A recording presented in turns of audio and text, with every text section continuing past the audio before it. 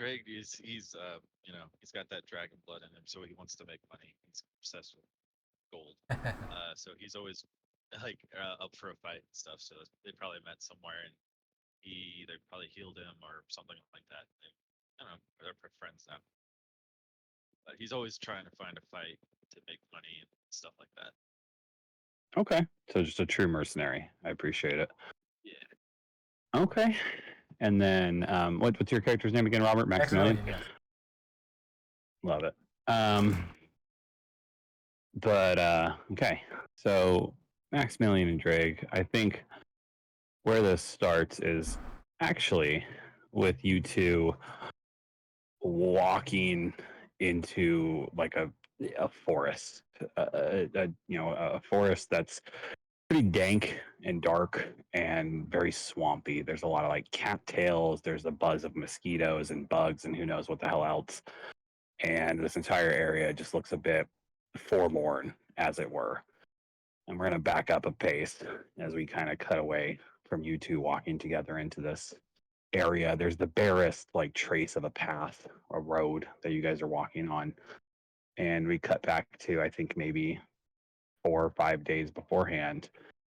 And you've picked up a lead. I think maybe the two of you were at a local tavern or adventurer's lodge or something like that, searching for work.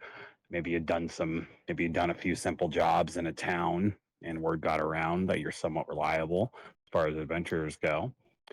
And you were passed along a message to meet a woman named Jaminda in a kind of a dive bar near the outskirts of the city of Magnamar, one of the the big city kind of in Varesia, the one of the free cities as it's called. And I think I'll just kind of cut to the chase. I mean, it's basically you're being told that there's a job being offered. You aren't sure exactly what the job is yet, but she's offering to pay 100 gold to each person who helps her complete the task that she needs completing.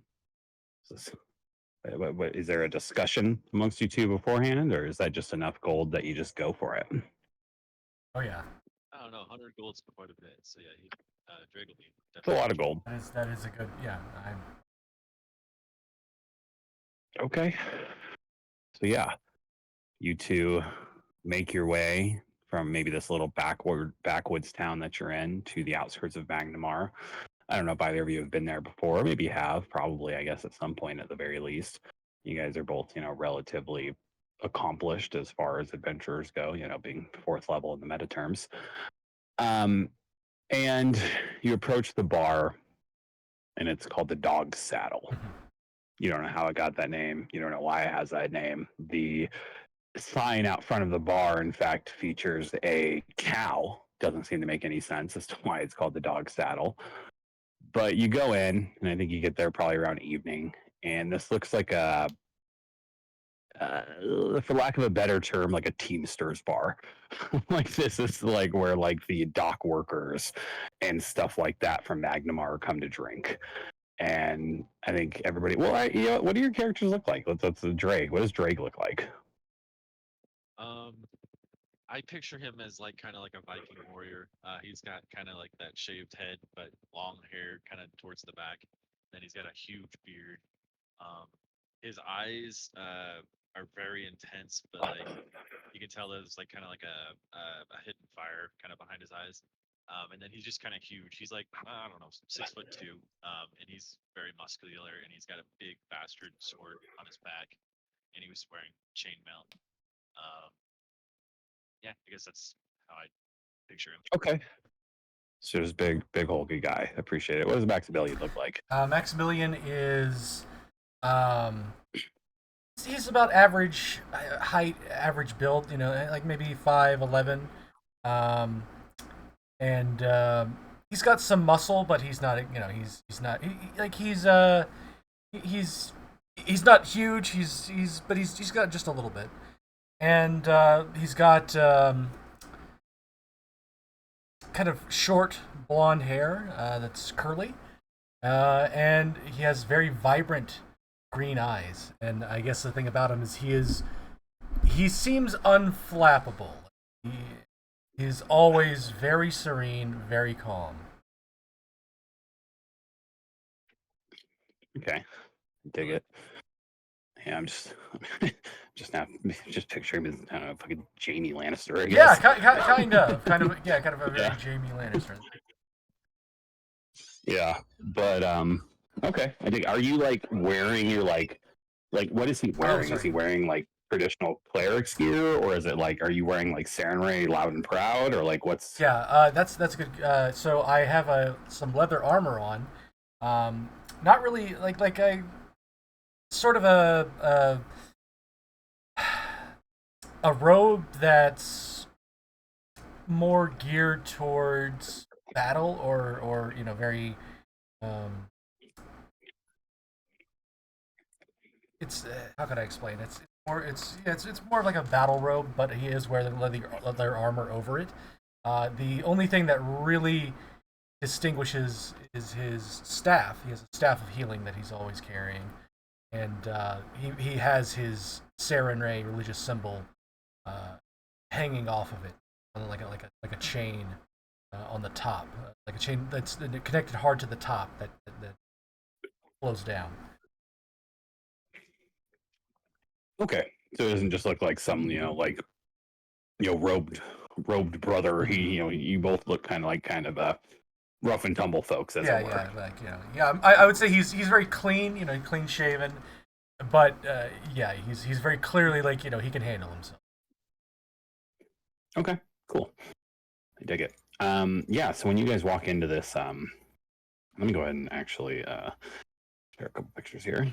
So just uh, for Galarian itself. Oh, if I included the whole word, where you guys are. Here's boop. This is the inner C region, and you guys are, in this general area, Varesia, and specifically you're out here near the coast. Got a more zoomed in map to show you, which didn't. It's very annoying. I saved this from the PDF, and because I did, it didn't transfer words. So I have I put the little markers on there. You guys are down here on the southern coast. You hover over it, you see this dot down here to the south, Magnamar. That's where you guys are. And then I did mark Riddleport up here, which Riddleport, anybody who's been in Breesia long enough would know it's essentially a pirate town. It's a full-on functioning city, but it's rife with corruption and stuff like that. So maybe that's a place to earn some money. Who knows? But in this case, you guys have been pulled down to Magnamar. And as you enter, it's mostly folks in like again, this is like a Teamsters dock. This is like stevedores, essentially. They're all in kind of like coveralls, basic kind of more peasant-y garb, things of that nature.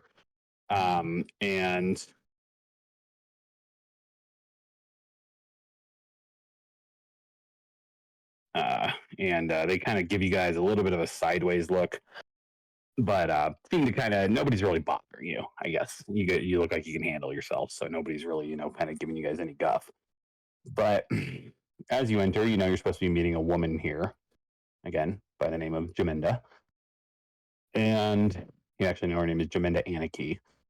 And you were told a brief kind of rough description of her. She's a middle-aged woman, brown hair, average build, average height, things of that nature.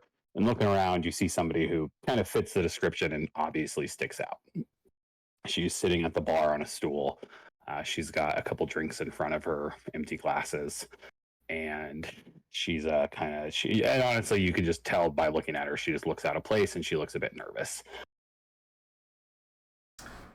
Yeah, I walk over to her and I say, "Hello, are you Jaminda?" And she almost, she reacts with a start. Oh, yes, yes, I'm Jaminda. As I told the other gentleman before, my gold is as good as anyone else's here. If you have a problem with me being here, then I'm afraid you'll have to take that up with the barkeep. I The poor girl. uh, I calmly place my hand on like her shoulder. You're not. me and my friend Drake here, were sent to find you. Here you have a job for us. Oh, oh. And she kind of straightens up a little. Yes. Oh, okay. Um, yes, pleasure to meet you. Jamenda Anakin. She introduced herself, and I imagine you do the same. And she, I'm relatively new at this. Yes, I, I recently, uh, found something out that I would like people experienced with dealing with issues to take care of. And I say that, and I don't mean that this is, I don't know, nobody needs to be hurt or anything like that. I don't, and I think she's like looking at Drake while she says that, like this big motherfucker. But she kind of, again, settles over on Maximilian. Maybe seeing that you're a lot more, I don't even want to say put together. That doesn't feel like the right word, but you're not a 6'2", incredibly muscled Viking Yes. man. So she, yes, I am. Well, you see, and she just kind of launches into it. I'm a lower level bureaucrat in Magnamar, and I recently discovered that there's a town out on the off the Lampback River, a bit of a ways away from here, that hasn't paid their taxes in a number of years, and I don't think it's anything due to them purposely evading taxes, but it seems more so that it was a clerical error on our part, where we didn't send anyone to collect said taxes.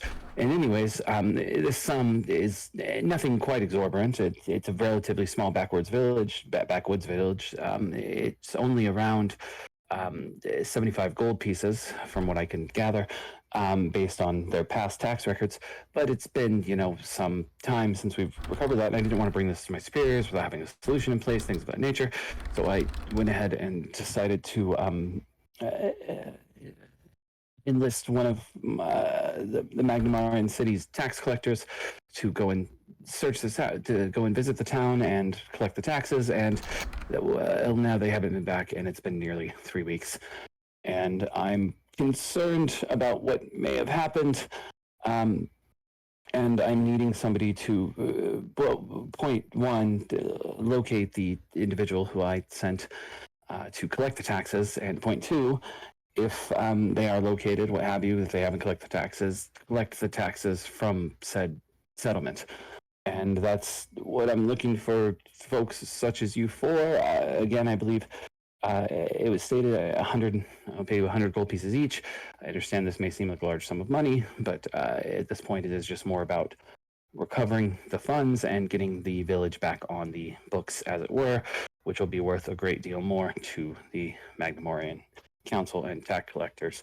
I'm sorry, I may be speaking a lot. Is there? I should also mention the tax collector I sent is my brother-in-law. Brother-in-law. I don't know if he's my brother-in-law anymore. My sister died, and he fell in hard times, and he recently got a job as a tax collector with the city. And I thought I'd give him a break by doing this, and now I'm quite concerned. And she just kind of says all that out of breath, takes a long pull off her drink. Can I get you something? I'm sorry, that was very rude of me. Do you all want something to drink? I listened to that whole thing. Like, I am very much focused on everything she's saying, and I don't let anything show in my face. And Drake is the complete opposite. As soon as she starts like going into detail, his eyes kind of glaze over and he stops paying attention. But no, please go ahead. No, I have no problem doing this job. Theron Ray forgives sins, not debts, after all.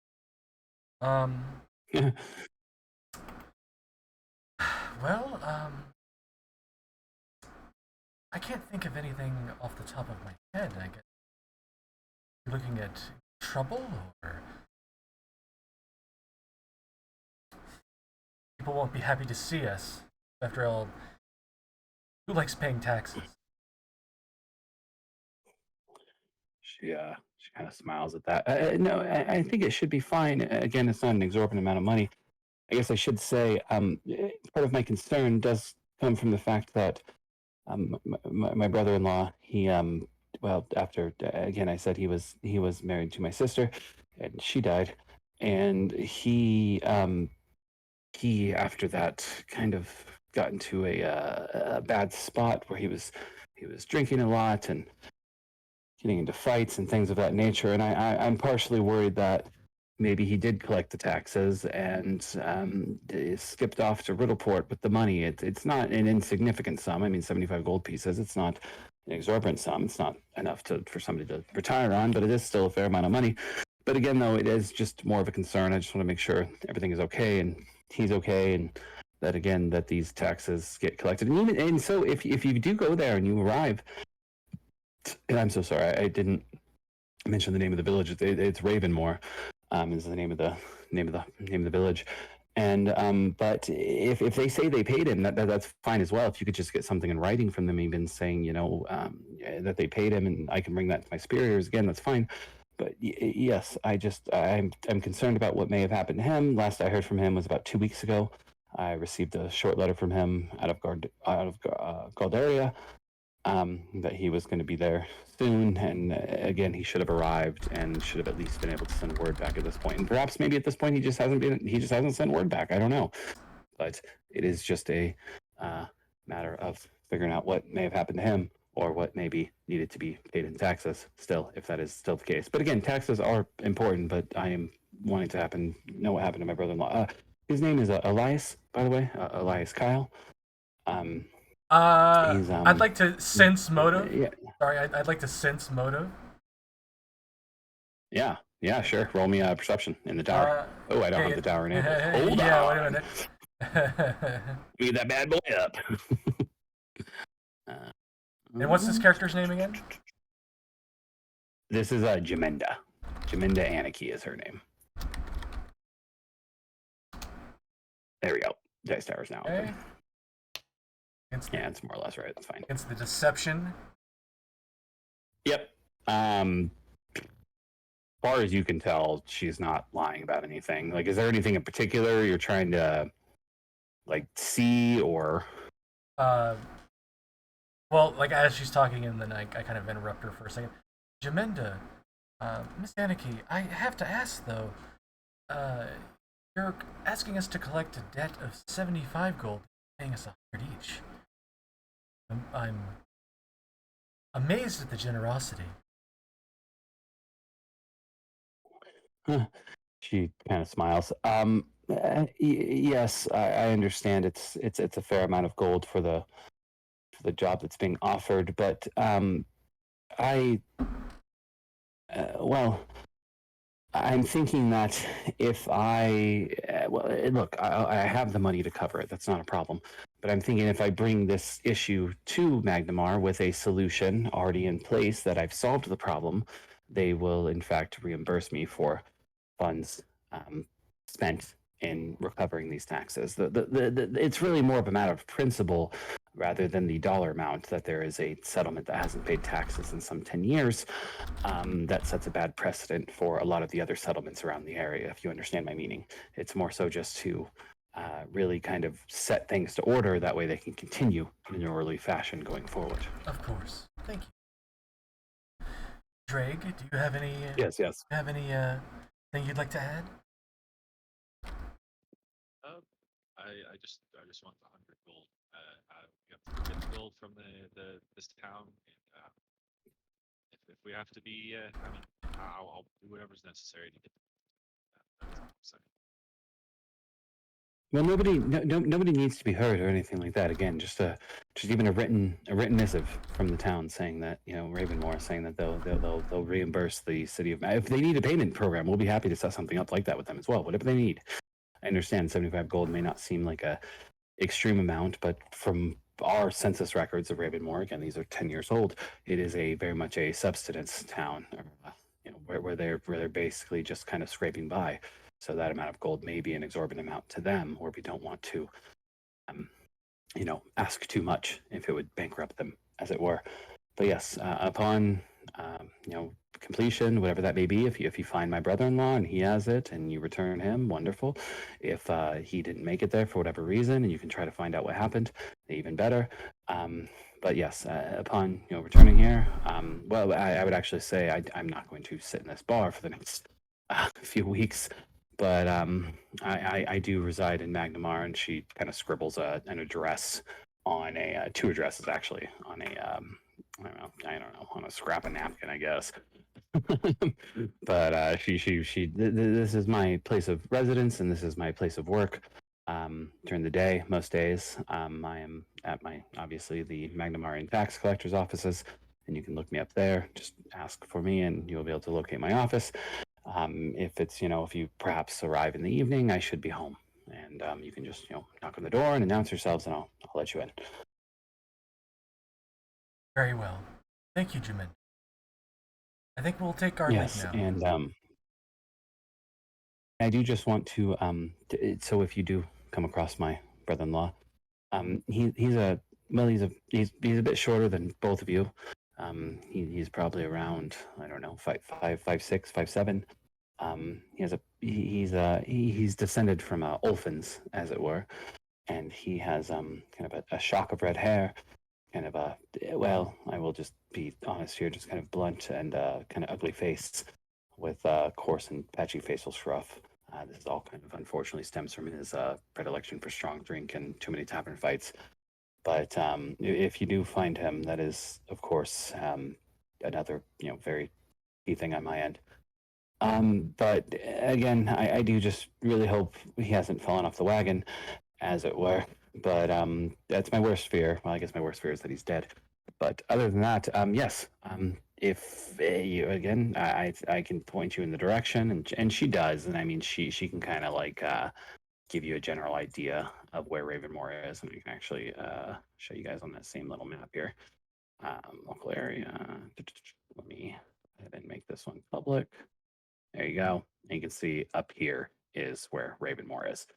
And this river running through up this way is where it becomes river again, is known as the Lampback River.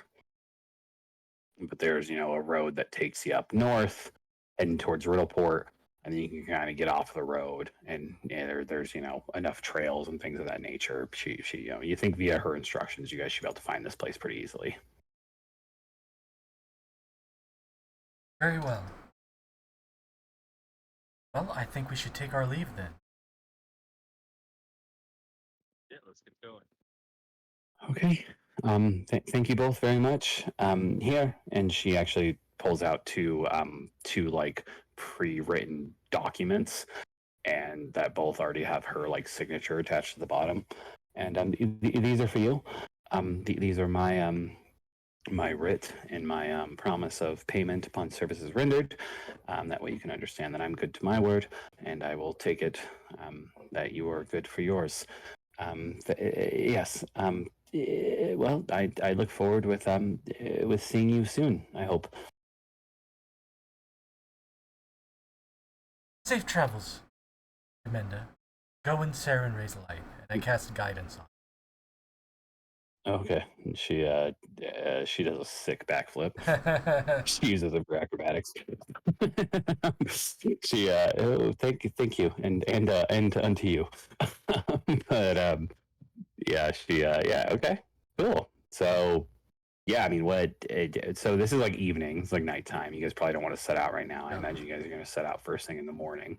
What do you two do? Are you two having a conversation about anything? Or are you guys just finding an inn for the evening? There's dozens of them, so you just tell me. Yeah, after like we kind of walk away from Jaminda, I kind of I kind of turn to Drake and I go, "What a lovely woman."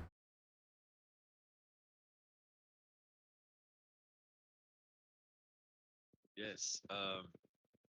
Let's go find somewhere. He just wants to get a beer. 'Cause he's ready to like wind down. Let's find an inn to spend the night in and get a drink. Yes, I could use some water. You can have water. I'm gonna have some. Of course.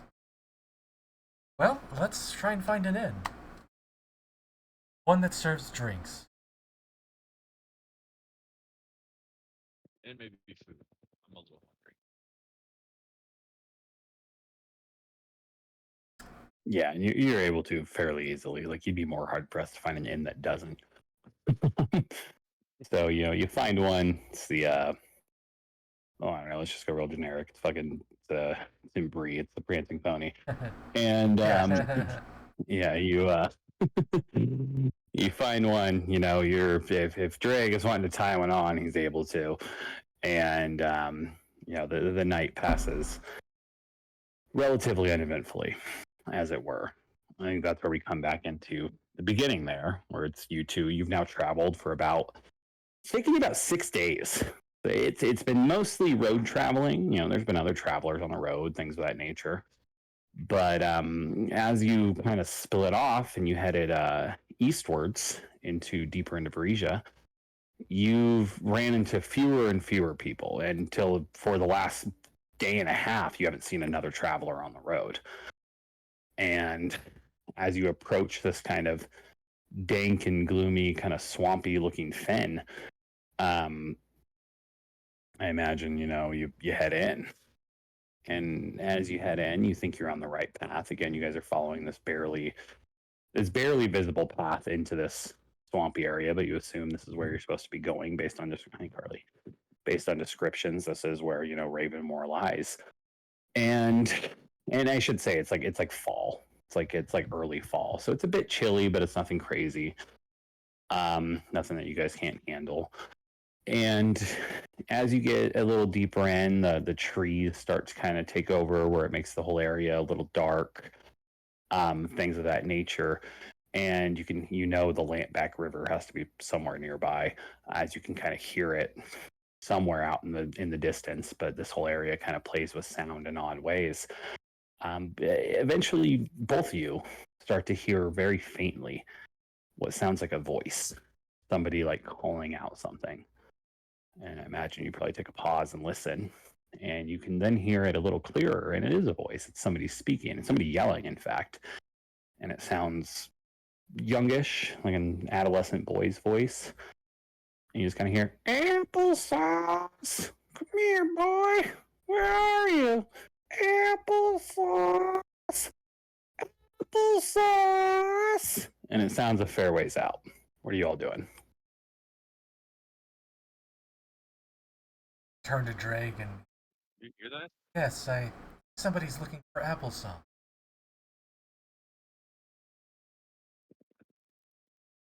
Sauce, food. Why would they be looking for food out here? I believe it may be a pet. Let's go find. He looks really confused. Yeah, yeah, yeah. Let's go. Let's go find the doors of it. I start walking towards you. Yeah, let's go. Yeah. And you both start walking kind of deeper in. And this, again, it's swampy, but I feel like swamp's almost not the right word for it. It's like more, it's not like wet in that you aren't like wandering in and out of puddles and shit, you know, like it's relatively dry. Like the ground itself is damp, but there aren't like, you know, just like pools of water everywhere. But you go deeper and deeper in, and the undergrowth starts getting a little higher, or at one point it's kind of up around your guys' knees. And you hear like a, and from out of one of the bushes rises a bloodseeker, which is a more or less a giant overgrown mosquito, Wow. about the size of a football. And it comes forward and it lands on you, Maximilian. And it comes forward and it just like kind of grips onto your leg. And at the same time, a boy bursts out from like directly behind it, the undergrowth. He's maybe, I don't know, maybe 12, 13. Kind of hard to tell because he looks a bit malnourished, kind of got like dirt on his face, and he just looks a little, you know, kind of grubby around the edges. And he's wearing these very simple kind of like farmer's bibs, like overalls more or less, you know, but you know, made out of like cloth. And he's got this like bowl haircut and blonde hair, and he's like, "Oh, no, no, don't hurt him, please. It's just applesauce. He doesn't want to bother anybody. He's just clinging on to you because that's what he likes to do. Please don't hurt him." And before Drake can, I almost said Trinity. Before Drake can hear that, he's already drawn his sword and he's like, Max, there's something on your leg. And then he's like telling the boy to get back and he's like about ready to swing. He's gonna stop. No! No! No! Applesauce, he would have hurt a fly! I barely react to it landing on me. I I'm just kind of just standing still. Please, he wouldn't hurt anybody. Just don't touch him. And you do see though that this bloodseeker, this giant mosquito, like isn't like it's not trying to pierce you with its like proboscis. It's just literally like crawling on your leg, which in of itself is probably awful. Yeah. Like I'm just imagining that right now, and I just no thanks. Yeah. Is the idea of a large bug on me I do not care for. And it's just like it is literally just like kind of on you. And this thing is also like kind of it looks a bit like engorged already. Like it's probably already fed. Like it's like abdomen midsection is like looks like a fucking like how they do like the balloon animals where they're like they use the pump to make it come up. It looks like one of those before they fold it into an animal. But the boys just said, please put your sword away. Don't hurt Applesauce. He's a good boy. He wouldn't hurt anybody. Can I recall knowledge? Yeah, on the Bloodseeker. Yeah. Yeah. What do you? I mean, what do you want to know? Because I might just. I mean, I probably just give it to you honestly. Should I be I guess they what ways to deal with it, or just knowledge that would be helpful for my situation. Sure. Yeah, I mean, you would know these are like the reason why I'm saying that is they're like hobbit pests. Like these are like generally regarded as like pests. Like they're and honestly a problem once they get into larger groups, where that they carry diseases. They can hurt you. They drain your blood. Like in something this big, draining your blood is kind of a big deal when it can drain a couple pints at a time. So like you would know that like commonly across Galarian, these are pests that are dealt with, kind of with extreme prejudice. Okay. But as far as like weaknesses or anything, they're just bugs, man. They're just regular ass bugs. Like they'll die to anything the same way a bug would.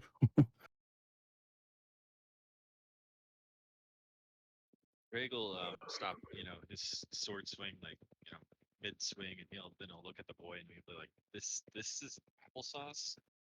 Yeah, that's Applesauce. He's my boy.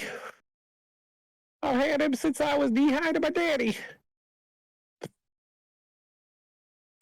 Could you get applesauce off my leg, my friend? Yeah. Hold on. And he does like a whistle, and apple buzzes off of you, and it lands like on his neck. And you see he like starts like nuzzling it, which is like in of itself like a revolting sight. Like this 12-year-old is like nuzzling a giant overgrown mosquito. Oh, Applesauce! I was so scared when you took off. I said I'd let you out of the cage, but I didn't put you on your leash. Oh, I'm sorry, Applesauce. Please, Misters, I don't want any trouble. My name is Ornegard Corza. I thank you for not hurting Applesauce. He's a good boy. He just sometimes he's rambunctious. He gets ahead of himself.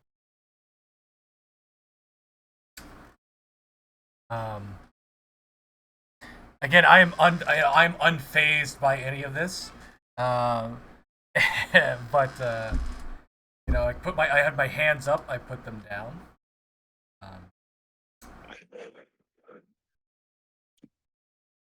And Drake is just still processing that this thing is a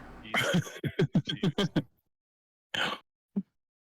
Well, and as you guys kind of take a minute here, like the kid kind of takes you guys in for really maybe the first time now that he's not as concerned about Applesauce.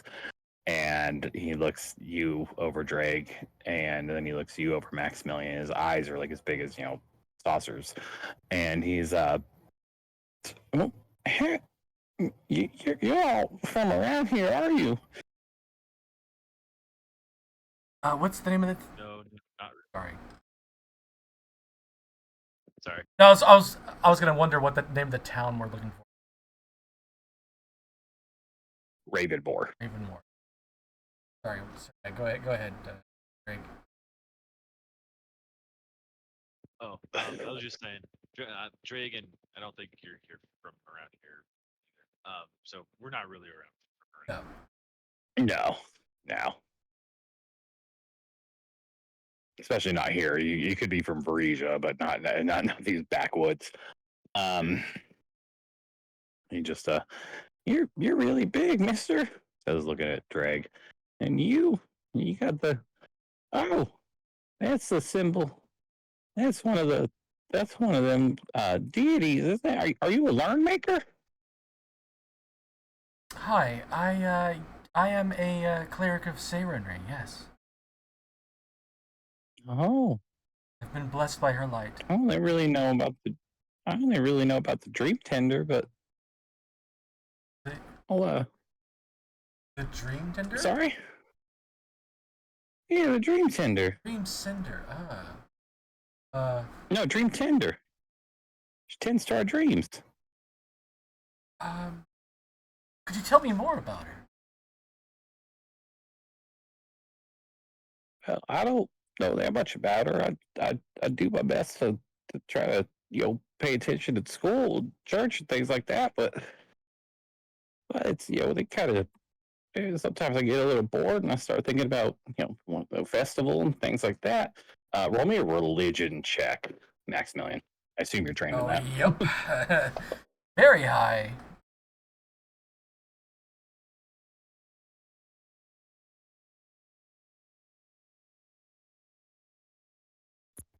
Yeah. So,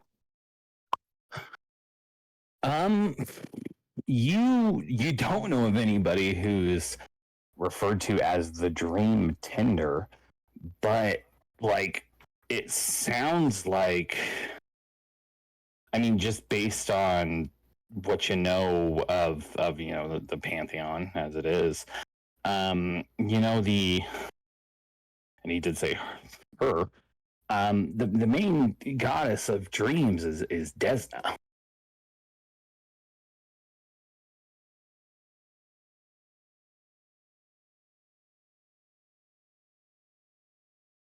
But he's just all right. I'm gonna head back, misters. Thank you for not hurting Applesauce again. He's just scared. But I'm gonna thank you. And unless he's stopping, he goes to like take off with like Applesauce nestled around his neck. Yeah. I raise my hand. Wait. One moment. We're looking for Yeah. we're looking for Ravenmore. You know where that is? Town of Ravenmore. Oh, yeah. That's where I'm from. Oh. Um, he's yeah. No, that's where I'm from. You just keep going the way you're going, and you're gonna get to a river, and you're gonna cross. Well, you'll have to talk to Skinder. He'll help you across the river, and then you just keep going on a little more, and you'll get to Ravenmore. Thank you very much. I wish you and Applesauce a good day. Thank you. And he goes to take off, and he does, and he runs off into the swamp. I turn to Drake, and again, I'm completely serene, but I say that was disconcerting. Yeah, Greg will shake his head and he'll be like, "What a strange boy." Talks about the Dream Tender. I know of Desna, the local deity.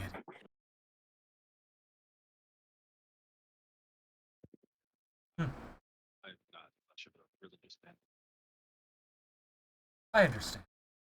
Well, Drake, I guess we're on the right track. So let's go find this friend he mentioned. River. Oh yeah, the front. Let's go. Yeah.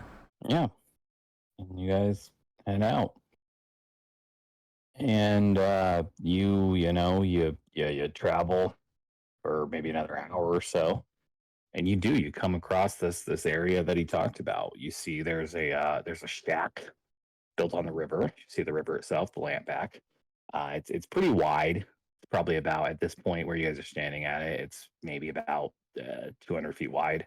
The water isn't particularly turbulent or anything like that. It's flowing pretty smoothly.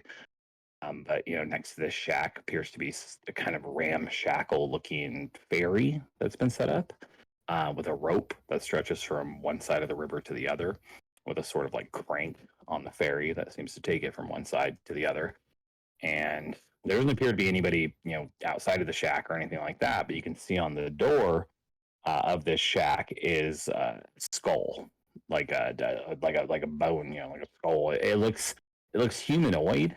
It's because you guys are both humans. It looks a bit small for like a human, but it's got little scraps of like dried skin and things like that hanging from it.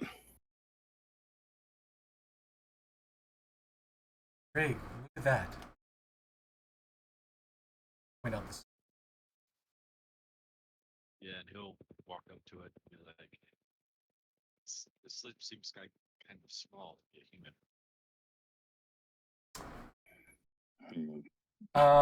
Your voice. Go ahead. I was gonna do a like a medicine check to see if I can. Yeah, you can do a medicine check first. Yeah. Just to see what it is. Yeah. Yeah, definitely a halfling. Like 100% a halfling. And actually, with that medicine check, you can see that some of its teeth have precious metal like fillings, like silver and gold. And that's a very common practice in Cheliax. Which, I mean, you guys aren't that far from there, so it's not super weird, but it is definitely just an indicator. And you would also know that I'm just going to give this one to you here is that, in Cheliax, halflings are basically kind of a lower class, as it were. A lot of them are indentured servants, things of that nature, amongst the humans who live in Cheliax. A halfling skull. Its mouth. It's filled with filings, gold and silver.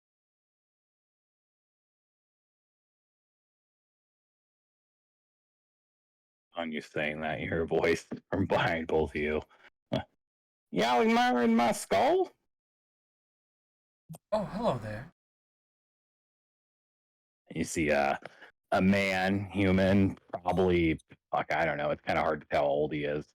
He looks like he's very old. He's kind of got a very bent back, kind of long wisps of hair hanging from his like kind of pulled back liver spotted skin on his head.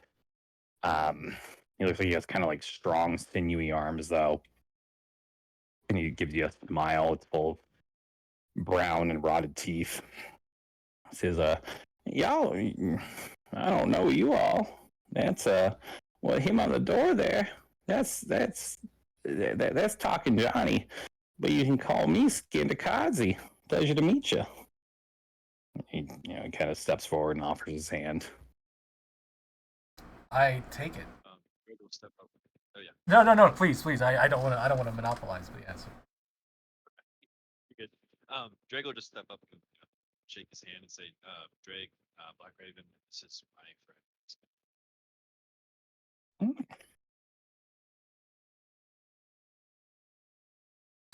Your name is Skinner?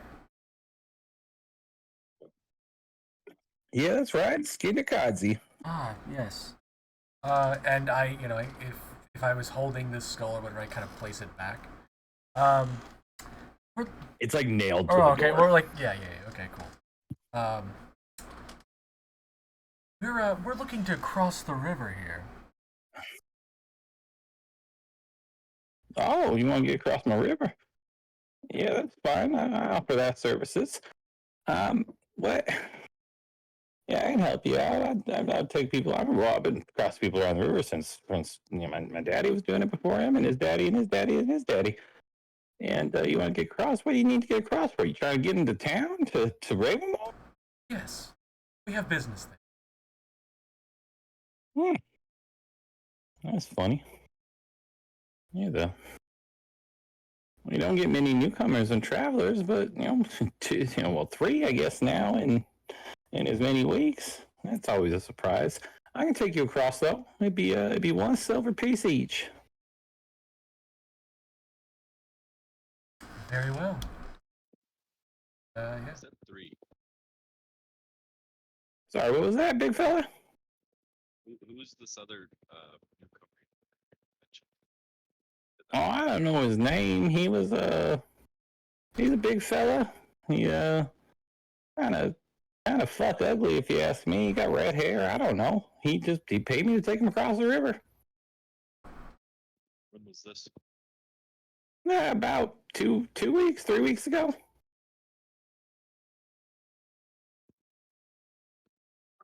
What happened to the halfling? And I'll point to the skull.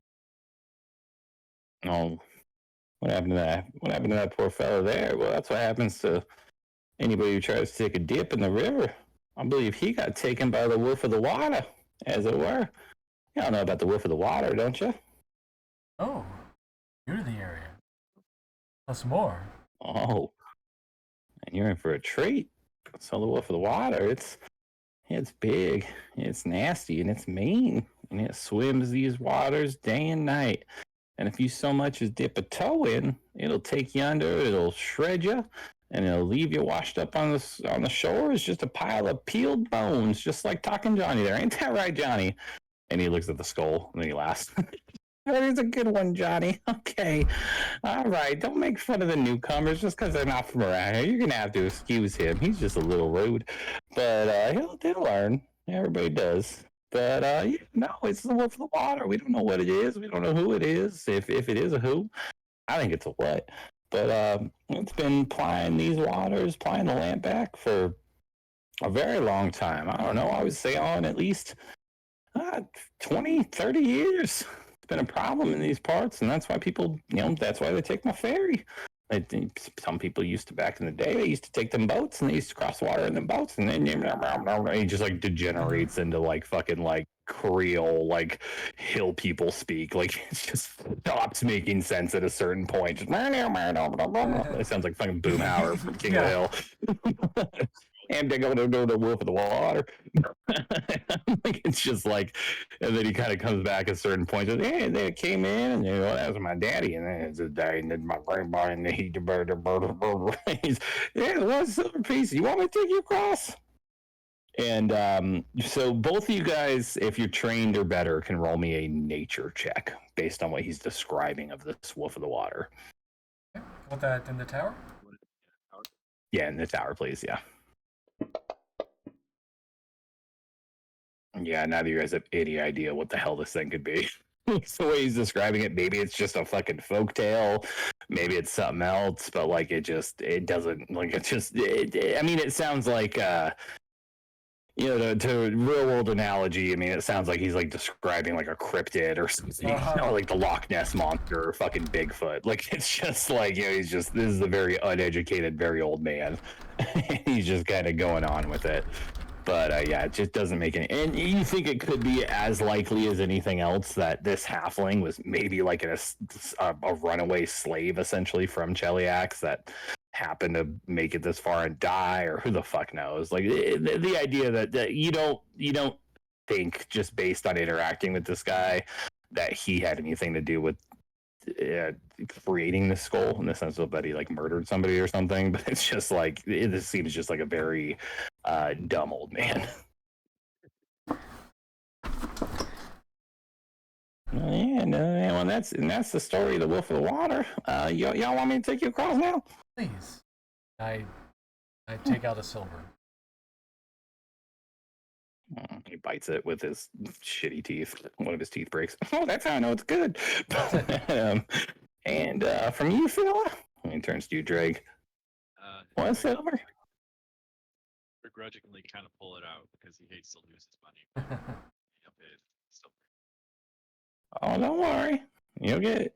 Well, y'all came at the right time. And as this is all happening, as he's kind of loading you guys up on this ferry, which is really just like wood lashed together with very kind of old, decrepit looking ropes and like logs. Like calling it a ferry is very generous. It's just a platform. that doesn't sink into the water immediately. And as you're kind of going across, well, y'all just came at just about the right time. It's actually well, today's the day of the Founders Festival, as it is. Y'all gonna get to see a side of Ravenmore most people don't get to see. It's pretty neat. We feast and we have games and we have all sorts of things to partake of. When you get into town, well, hold on a minute. I'm sorry, I just realized now. Are you that the young Ornegard met out on the road? He said he met two gentlemen. One of them very big, one of them not so big, but very educated, as it were. That seems to fit your bill. Who's out there looking for that applesauce? I'm always telling him how that thing. But he should make it into town. And if you're looking to, you should talk to his daddy, as Ornegard. Ornegard's daddy is Vieric, and he knows a fair bit. He's been in town. His family's been in town nearly as long as I have. But really, the man you're going to want to talk to is Mayor Kriegler, Mayor Andretti Kriegler, as it were. He's a very hospitable fellow, so he'll be able to help you out with anything you need. But y'all just in town for the festival, or?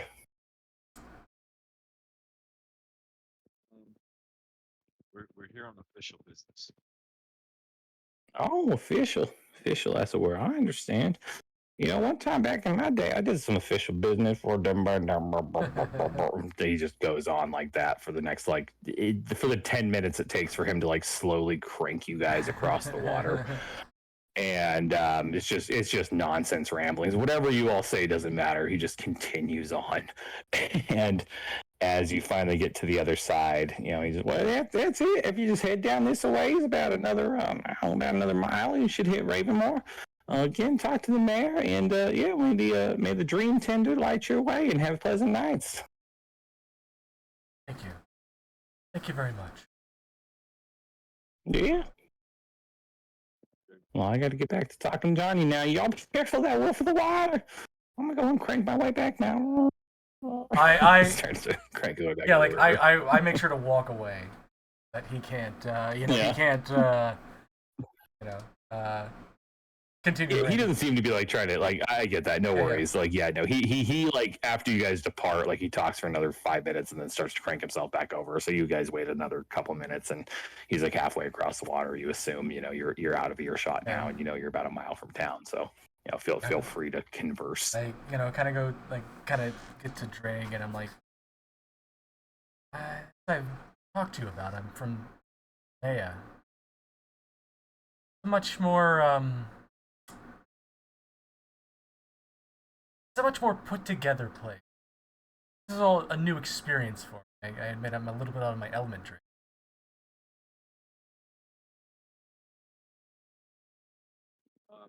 All you gotta do is just think of your I don't know, baser instincts when you're around these people. I feel like Dre is just what is it? What's the it's Blazing Saddles, Gene Wilder.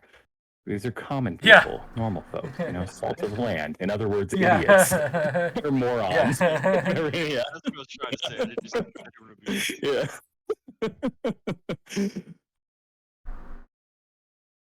Hey, Curly. But yes, you guys did pick up a little bit of info, though. He did carry over somebody fitting Elias's Kyle, the Jim Anaki's brother-in-law's description some couple weeks ago. Yes. So the two people to talk to in the town. I kind of motioned to Drake. Well, a time like the present. Get in town. We go to the mayor first? Sorry? Sorry. Should we go see the mayor first? That seems most prudent. Then you'll start walking. Okay. And you guys walk, and it doesn't take long. On this side of the river, it's the roadway, the path, as it were, is a bit more clear cut, easy to see. And as you arrive, you see a settlement laid out before you. It's not particularly glamorous by any means. You see it's got a rough kind of town center constructed around what looks like 3 or 4 buildings. Kind kind of on this side of the outskirts of town where you guys are. There's a nicer looking like 2-story building, and all these buildings are they're made out of wood and stone and things of that nature. They aren't all like huts or anything. You can see a lot of the place seems dedicated to crops. It looks like there's corn. It looks like there's wheat, things of that nature. Really just kind of staples, as it were. And you can see various people. I think at this point it's maybe around early afternoonish, maybe around 1-2 o'clock. You can see people going about their business. You can see stables where there are various livestock. You see pigs. You see a couple cows. Nothing in abundance though. Like you're talking like a herd of pigs. It's like 3-4 pigs. Cows. There's like a dozen cows you count in total, spread between 5 properties. Things of that nature. And the whole place seems pretty small. Like at a guess, just looking at this place, you don't imagine more than 150 people at most live here, just based on the size of it. But as you kind of make your way in, there's a few people kind of the outskirts of town, and they're humans. They just they're just regular old plain humans. A lot of them have super tanned skin. They're all wearing pretty plain peasant garb, things of that nature. Peasant garb. But as you get a little closer, there's this big 2-story house on the kind of rough outskirts of town. And you see standing outside near a big tree, a big willow tree that's currently in the process of losing its leaves as it's early fall, is a man standing with a rake. He's pretty big. He's actually bigger than you, Drake. He's like 6'6". And he's like he's a big guy in the sense of like he looks like he's like farm big, he's like obviously well muscled, but there's a decent layer of fat over it all too. And he's kind of just like he stops raking and just kind of giving you all a side eye. And then but you do see walking down from the house, actually this big 2-story house, is a man in kind of I don't know, I guess the best way to describe it is like a white like seersucker suit. He's got like a well trimmed beard with like a goatee. He's got his hair kind of slicked back where it's kind of pulling back from his head and almost kind of a early balding. Obviously, here I can actually show you a picture of this guy. I can show you a picture of both these guys. 1 second. So this is the big guy who is kind of staring you guys down. Let's see here. Just want to make sure. Yep. That's what the big guy looked like, raking under the tree, kind of staring you guys down. And then here's the guy kind of coming down in the suit, and his picture doesn't have a white suit, but I imagine it's a white suit, so I think that's more fun. Kind of coming down, and he kind of spreads his arms in kind of a magnanimous gesture, fingers splayed as well. Says, "Oh, hello there. I'd heard we had some newcomers coming from Ornegard. I'm Mayor Andretti Kriegler. Pleased to meet you. And who all may you be?" Nice to meet you, Mayor. My name is Maximilian. He shakes your hand. It's a real like politician's handshake too. He grasps your hand and puts the other hand on top of your other palm, like on the same palm, and kind of grips it. "Oh, pleasure, Maximilian. Pleasure to meet you. And who is your large friend here?" I'm kind of motion.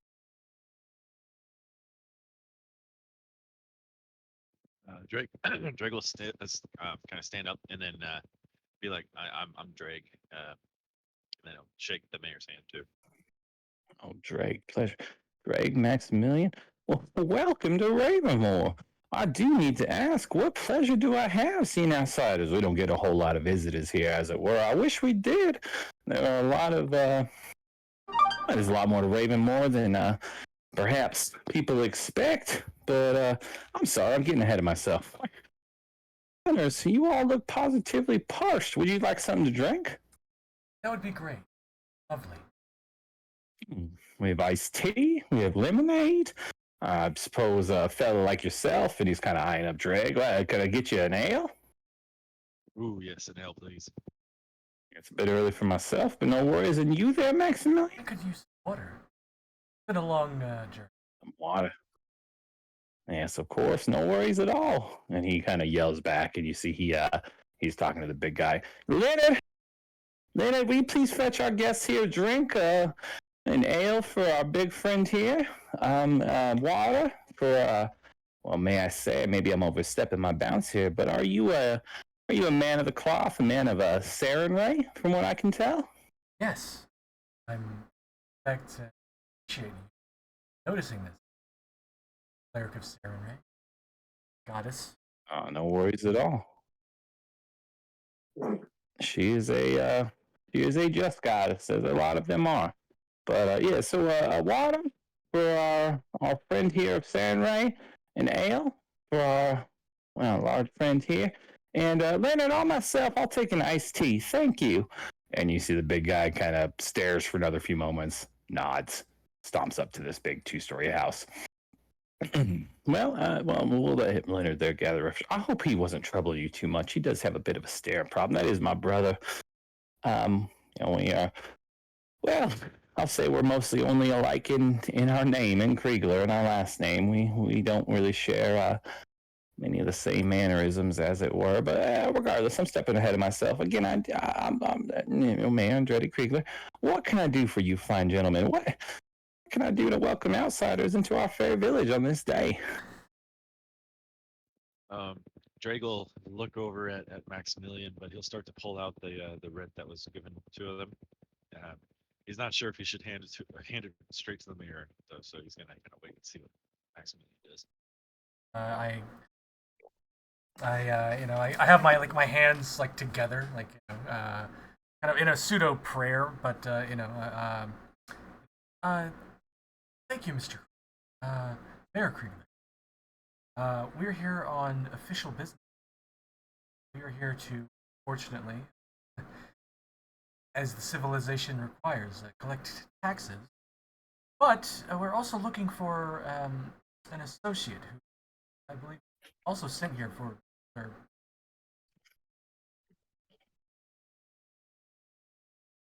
Kind of turns his head to the side.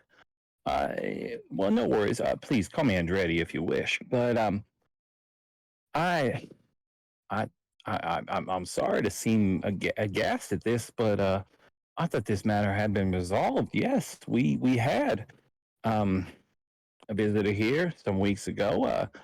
Mr. Kyle, I believe his name was. One. And he brought forth, he brought forth the same information, stating that our village owed some back taxes. And while I did understand that we had not received a tax collector in some number of years. Well, in fact, since right before I took over mayorship of the town, I happily paid him the sum of 75 gold pieces and sent him on his way. I don't mean to question what's happening here, but I do. It's hard for me not to feel a bit shaken down by the powers that be. We are happy to pay what is due, but we are not well, we're not a prosperous village, as it were. I do my best to keep my people in good standing, but I, I'm sorry. I'm sorry. You're saying this man never arrived with the funds I provided to him? Yes, I think it both of our interests. Find this man. Yeah. No, I fully agree. Uh, I have I have some ledgers and things like that back in my home where I can give you some more information. I paid him out of the town coffers. I understand that may not be a lot of money to big city folks such as yourself, but it was a lot of money to us. But where we paid him and sent him on his way, I did advise him, and he seems to kind of look into the middle distance for a moment. Damn. Yeah, he insisted on circling back around the long way. I advised him to come back the way he came in, which is, I imagine, how you all came in via taking the ferry at the lamp back. Imagine y'all met old Skinder Carsey, what a card he is. But he decided he didn't want to. He wanted to take the long way around town and circle back into Magnamar that way, as it were. I don't mean to. Well, maybe it's not my place. I don't know the man. But hmm, he said, "Yeah, well, I do want to resolve this. However, it may be needed to be resolved. I do have the additional funds, or I can cover this expense again if need be to set our books right within Magnamar, if that is what's needed from you all to resolve the issue you came. I'm sorry, I do need to ask: are you all tax collectors from the city, such as Mr. Kyle was? Or don't take this the wrong way, but well, I've never seen tax collectors who look like you all. No offense intended. Oh, you are right on the money. Very perceptive. We've been hired not only collect the taxes, but to find out what happened to our mutual acquaintance. Um, I feel that it would be wrong to stiff you with paying the taxes a second time if Mr. Kyle had absconded with it. I think it's fair for us to try and find him, try to get taxes. And he nods. That well, I do have to say, there, Maximilian. Uh, it's that's very generous and honorable of you. It's not something we, and please don't take this the wrong way. It's not something we normally expect from city folk such as yourself. They tend to, try to collect, as it were, before, putting the horse cart before the horse, as it were. But yeah, no, that's our best interest as well. We're just wanting to get straight with Magnamar. Our town is, we are not a rich people, but we're happy to contribute what we can. Um, Perhaps I could even give you some sort of written documentation of my exchange with Mr. Kyle, including notes in our ledgers. And well, I will be honest here. We are. This is the day of our Founders Festival, as it were, and there are a number of things that I need to take care of today. But perhaps, and again, it is sort of late in the day as it is. First thing in the morning, I'd be happy to send you out with a number of our most experienced trackers and hunters here in town, and search for Mr. Kyle's trail, and perhaps we could try to locate him so that way we could resolve this issue amicably as we can between our these two parties here, being myself in the village and the city of Magnamar. I think that's a good idea. Sense motive. Sure. Roll me a sense motive of the tower. Roll me a perception of the tower. Yeah. I'm just looking for anything out of order. Yeah. Bloodlust,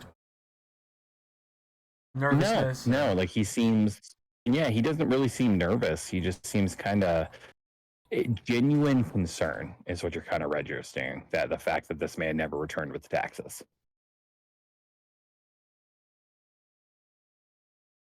But I do want to say, since you two are arriving here, well, what a fortuitous day you are to arrive. This is normally not. I'll be honest here. This is normally probably a dreary town for you city folk. On the Founders Festival, we do a lot of fun things. We have games and things to do, and we do feast. And well, it looks like you fella, and he he doesn't really like tap you on the stomach.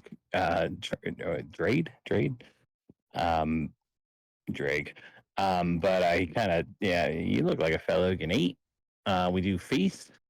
We have the reciting of the by a number of the local young women of the founding of the village of Raymondmore, and it'd be something we'd be happy to welcome you to if y'all wish to partake.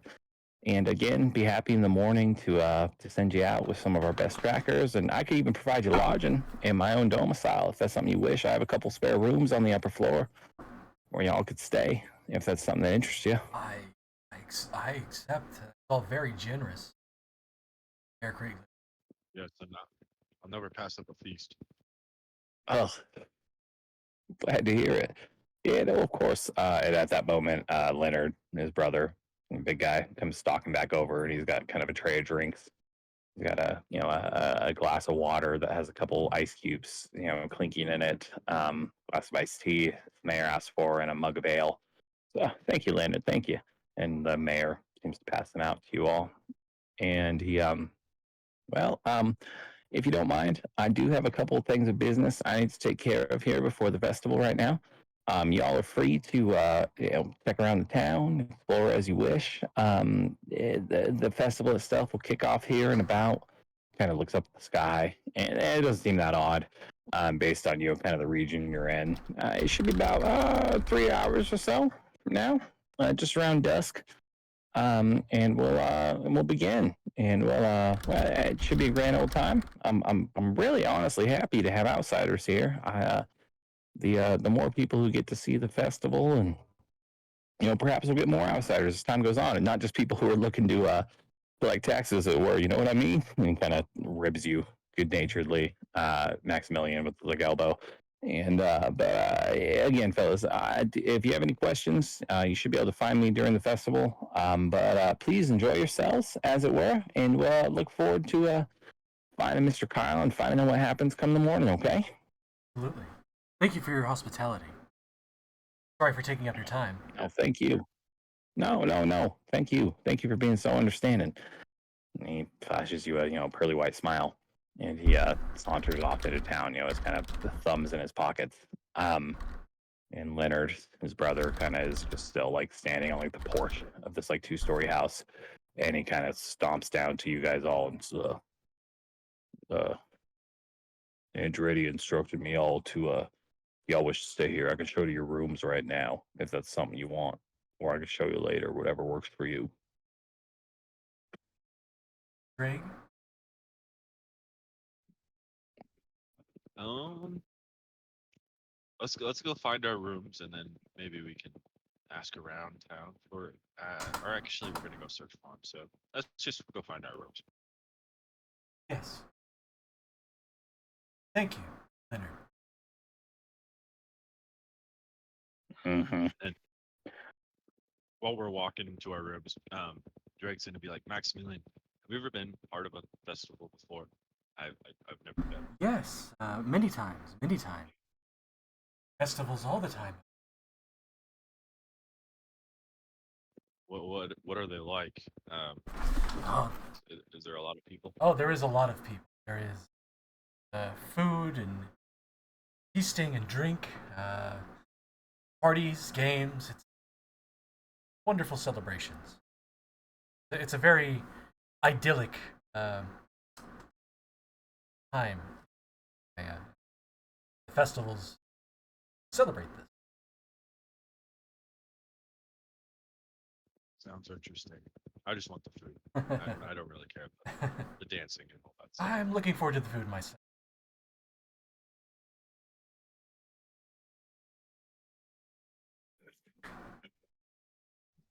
Can we take a fiver? Can we take Yeah. a fiver here? Like, can we just? Yeah, yeah. No, that's literally what I was just Awesome. about to suggest.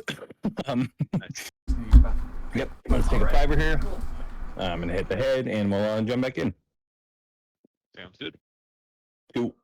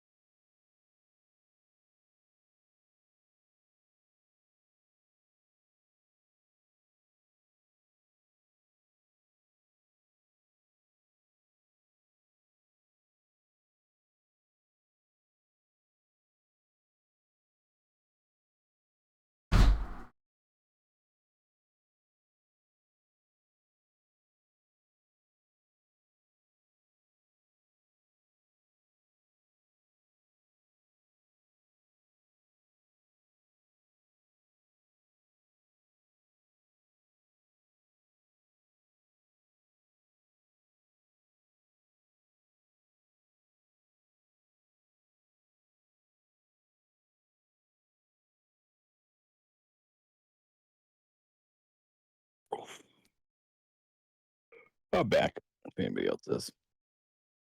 I'm back. Welcome back, Betty.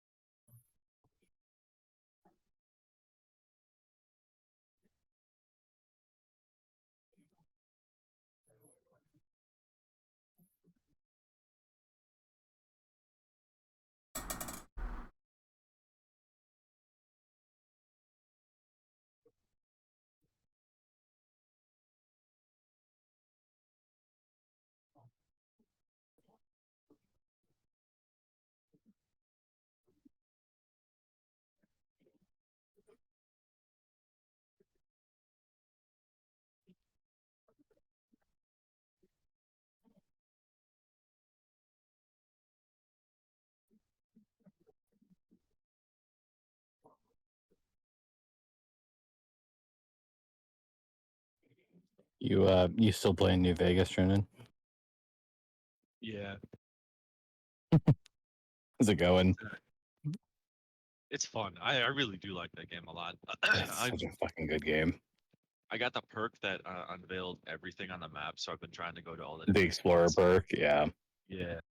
I've never been to all the different vaults before, so I went to the I think it's Vault 3, whichever one has the fiends in it. Oh, okay, yeah. Yeah, near the strip, yeah. Yeah, that one. Yeah, you get the cool chainsaw. That's a good one. Heck yeah. Oh, the And, vaults are cool too. Yeah, because you got the yeah, one they with are. all. Have you been to the one with the plant monsters? Yeah, that one. is creepy. Yeah. That one's rough because like they're always like hiding in the bushes. I remember playing through that vault and just like constantly like doing like the VATS action, just like to try to find them because like you know zoom That's in what I on them, was you know. doing. Yeah, the whole time I played, I was just waiting even, for one of them to pop up. Yeah, I do that whenever those little oh god, what the hell, the big fly things that can kill you in like 3 hits. Oh, the Cazadors. Yeah, those things. Whenever I hear Those those, I always fucking just things are tap it with that nasty. thing. Jesus, those things are so fucking rough. Yeah.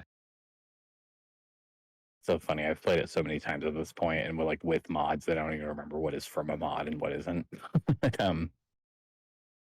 That's a good one. Are you playing with mods, or are you just going through like just the straight like vanilla version? No, I'm playing with it's a huge mod pack called I think Viva New Vegas or something like that. Okay, And yeah, it yeah. has like some of the tweaks that like Josh Sawyer put out and stuff like that. Hmm. So it's decently huge. Like it had like 50 some mods in it or something like that. Yeah, yeah. Yeah, I think a lot of those are even just quality of life ones though too, because that's the thing. Yeah. It's like just ones that improve the overall game a little better. It's very funny though. I still distinctly remember playing through it like on my like Xbox 360 back in the day. Oh Just yeah, like, same. no mods or anything, just fucking crashing constantly. It's And a I game remember that you could do the ending where you side with like the yes man and you betray yeah, everybody. That's the one I did. yeah. Holy shit, this is awesome. He throws Yeah, no, General Oliver from the dam. Yeah. yep. Yeah. I always it's the same like trap I fall into playing like Mass Effect nowadays too, where I'm just like I always just go the good route. Like I always side with the NCR, even though like, the NCR kind of sucks. I'm just like, they're who I gotta. It's just like it just makes sense. Like I could just never stand fucking Caesar fucking like talking yeah. shit to me. Like it just sucks every time. I'm just like, fuck you, dude. You're gonna die. Eat shit and die. Like, how dare you? How I've been dare you mostly yell at Mouse me? this time, but I like the NCR too though. See, I always like just like opening up House's vault. And he's just like, oh, I'm gonna die. And I'm like, good, fuck you. Yeah. You suck. No thanks. But yeah, that's fun. Just just doing XCOM too, which is better, I will say, after with Chris's mod list. It's a lot better, but like, god damn it, that game still fucking frustrates the shit out of me. Like I love that game. I truly do. I love like a squad based shooter. Oh yeah. And it's just fucking God Almighty, though. Does that game piss me off sometimes? I just had a mission today where I had to fucking dude. It was like I had to stop a bomb. It was like one of the ones where it's like, oh, stop this bomb from detonating to like fucking destroy the intel or whatever. And I'm like, sure, okay. I start the mission. And I have 3 fucking turns to get there, and it is like it's fucking 17 miles away on the map. And I'm just like, I can't. Like, I literally cannot do it. Like, fuck off. God damn it. And I save scummed it like 4 times, and like I finally was just like, no, I'm not taking this mission. Fuck off. I don't care that the fucking Avatar project goes up by a tier. Fuck off. I do not care. It just sucks. I'm not doing this stupid mission no matter how many times. I kept trying to upgrade my squad too, and like, oh, whatever. But yeah, it's a good game. But God Almighty, does piss me off. And then I just started playing fucking Halo Reach again. So I was like, here's a palate cleanser. Play Halo Reach. Great, good game, fun. I've clear objectives.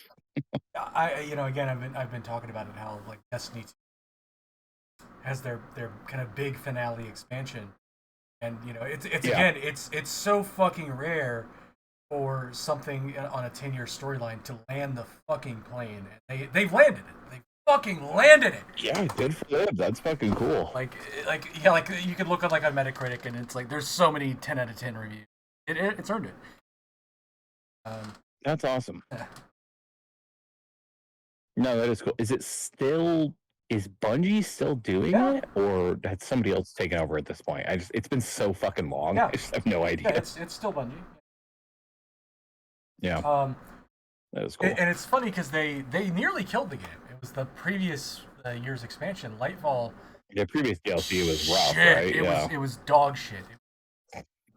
It nearly killed the game. Like probably if they didn't turn this around, this probably collapse. But now it's like 86% population surge. Again, all these 10 out of 10s. No shit. So yeah. Nah, and it fucking cooks. It cooks. I mean, that's the real indicator. Is just the the player base one. Oh yeah. Because like I've played plenty of good DLCs or whatever where I'm just like this shit sucks. But I just think of a fucking what's Bioshock. Yeah. I liked Bioshock Infinite. A lot of people didn't. I liked that game. I thought it was fun. I liked all the DLC for it. I thought it was interesting. But people fucking hated it, and we haven't gotten a Bioshock game in 10 years. So take that. But I liked it. I thought it was fun. I thought it was a cool improvement on it. But whatever. But yeah. I was also like one of like 14 people who played Bioshock 2's multiplayer. Definitely. You're definitely one of the 14. Yeah, exactly. No, exactly. There's nobody played that shit. It was so hard finding a match, but yeah. Well, let's we'll keep it going here for a little bit. So you guys have made it to town. You made it to Ravenmore. Met the mayor. He invited you to partake in the festival, Founder Festival, as he called it, happening here later today.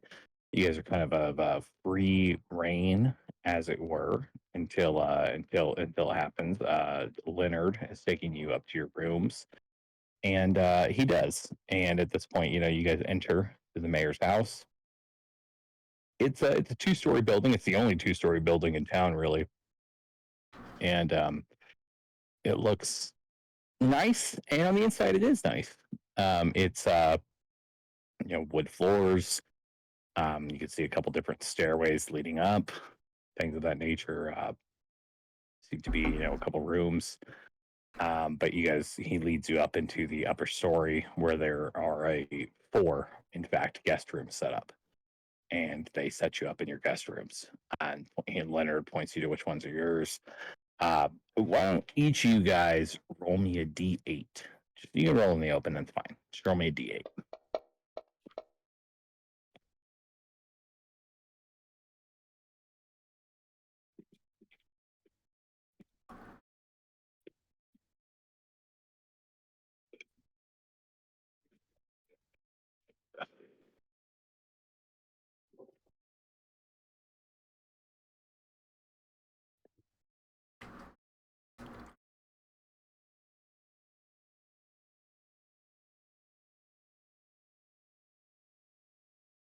you cut out? Yeah, I did. So yeah, my bad. So why don't actually? Okay, cool, good. Both you guys roll me a perception check in the tower.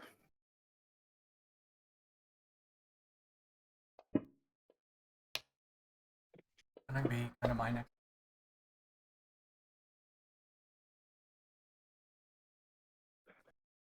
Yeah. So Drake, actually, as you're kind of settling into your room, you see that this mattress that is here appears to have a recent slit down the side that looks like it's been sewn up. It's pretty recent though. Like looking at it, it looks like this was made in the last like I don't know, 1-2 weeks. Okay. He's gonna try and examine that a little bit more. Maybe not. He doesn't want to rip it open, but trying to see if he can stretch it at all, or if it's tied down, then maybe he'll go rip it open just to see what's in there.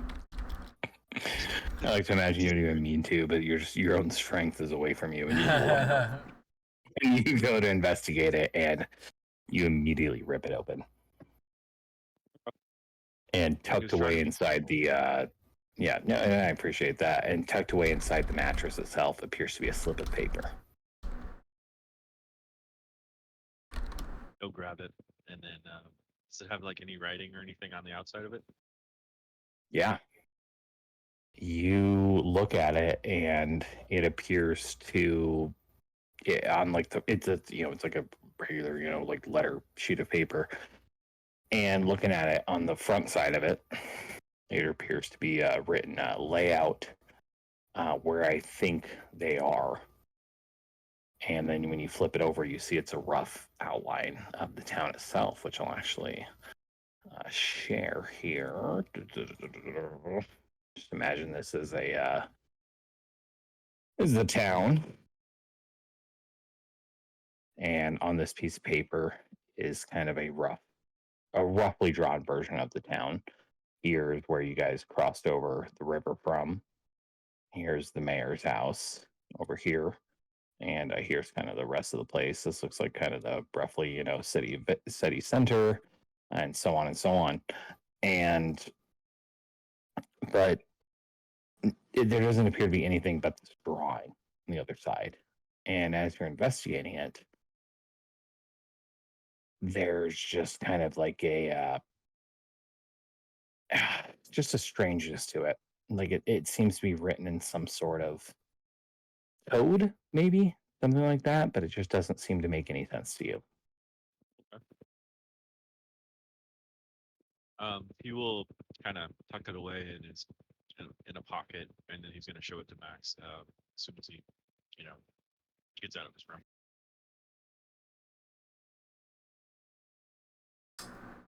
Yeah, and you guys can get together at any point. That's fine. Like I'm cool with that. Like that's yeah. You guys settle in, as it were, into your rooms, and Leonard seems to have left you guys alone. And you guys can kind of meet up in either your room or Max's room, whatever works, and share this information. I guess Drake will go over to your room, and he'll be like, I found something. It was hidden inside the mattress of my bed. It looks like a map of the town, but I can't really make sense of it. Maybe you can get it and see. It makes more sense to you. I look it over and they are high. Man. Is there a window? Like, kind of?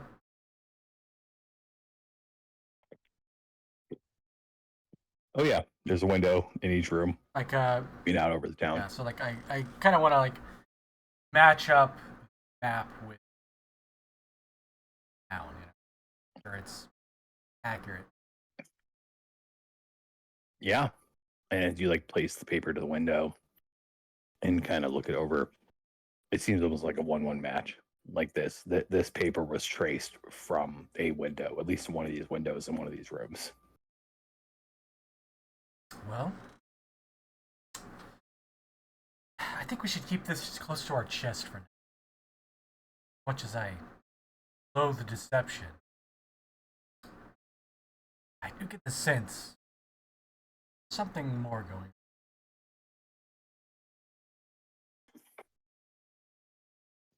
But I'm not the only one. Yeah, let's keep this quiet. We don't want to upset anyone yet. Yes. And remember, Drake, I am a servant of Sarenrae. Believe in second chance. I will have to give anybody that we combat, are about to commit, a chance to surrender.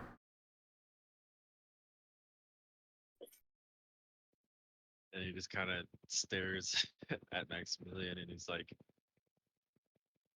uh, does that mean you're gonna try and stop me if I try and finish somebody off? No, of course not. If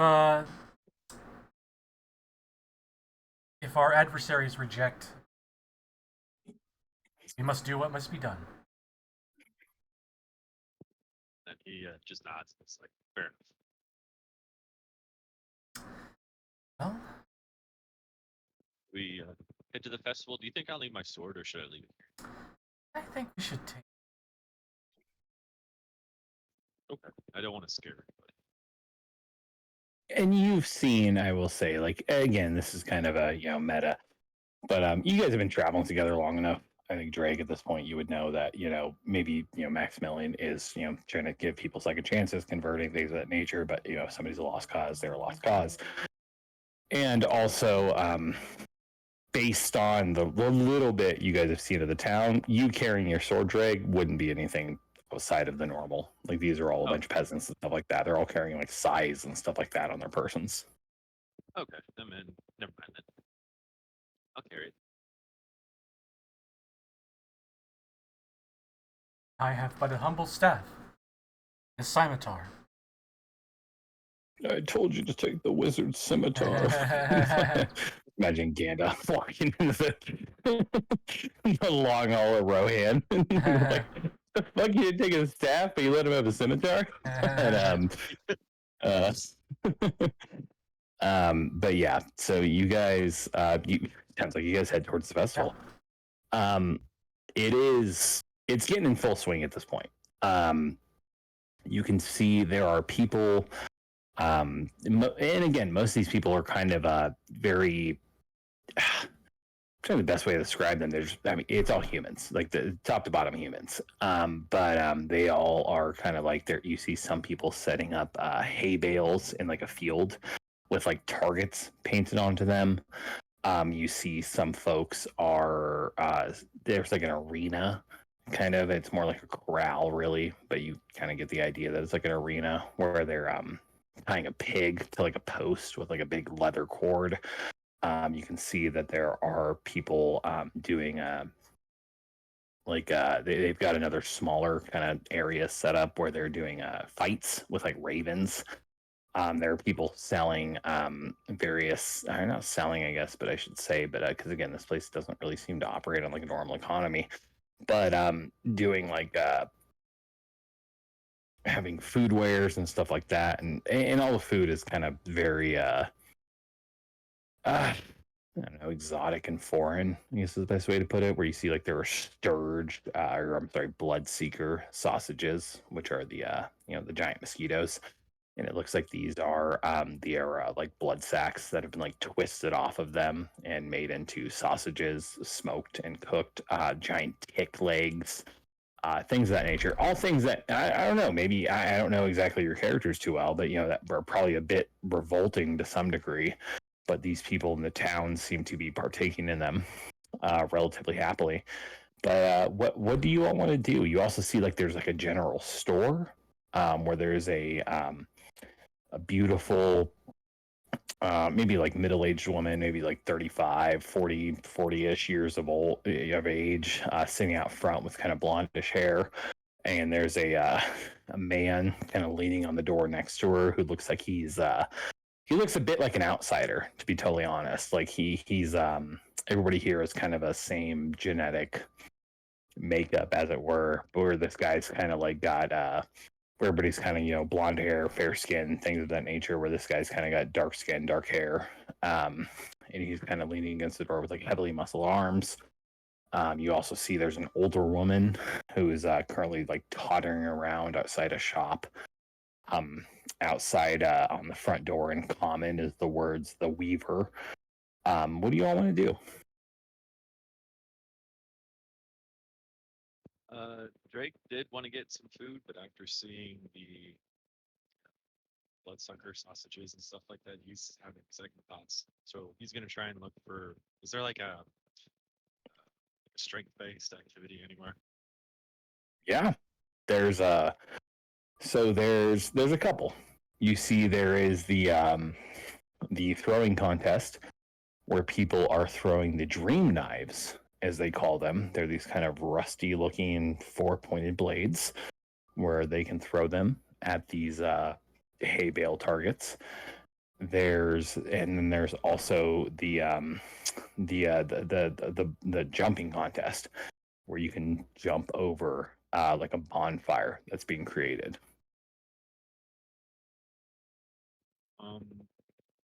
He's gonna do that. He's gonna try and sign up for the jumping contest. Then he'll be like, "I'm gonna go do this, Maximilian. I don't know about the food here. I would care." I understand. I'm gonna have some of these blood sausages, and that's what I do. Is I get some blood sausages and I eat them.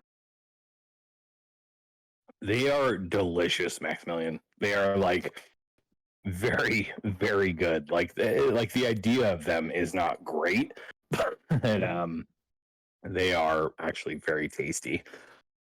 And then as you're kind of exploring the local food and cuisine, I'm sorry, Drake, you were doing the jumping contest over the fire? Yeah. Okay, cool. So as you approach, they're throwing like hay bales and things like that on the fire, and a man, he's got kind of like a. All right, actually, show him. 1 second here. He's got like an Amish beard and kind of a, you know, freshly kind of parted hair like this. Oops, share. Come on. There we go. Oh, nice. Hello. Oh, I heard of you, traveler. Are you one of the ones from outside the town? And he'll say, "Yes, I am. I'm not from around here." He flashes you a smile. It's rather kind of, you know, mundane smile. Yes, I've heard of you. In fact, I believe my son, Onagod, interacted with you early in this day. He said you spared him and his pet, Applesauce, as it were. Keep trying to tell him the Sturges are a source of food, not entertainment, but he took a liking to one of them. My name is Virek. Pleasure to meet you. Nice to meet you. I'm Drake, and yes, I met your son earlier in Applesauce. It was a little shocking at first, but I think we became friends. Understood. Some of our ways can be a bit strange to outsiders, but trust me, you'll come around. But regardless, it sounds like you're interested in the jumping of flames. Yes, I want to see if I can, I want to jump over this giant fire. I want to prove to myself I can do it. Nuts. Well, that's of course what we all want people to be. Well, we call this the dreamer's leap. Villagers normally take turns leaping over a bonfire's flames. This is a purification ritual.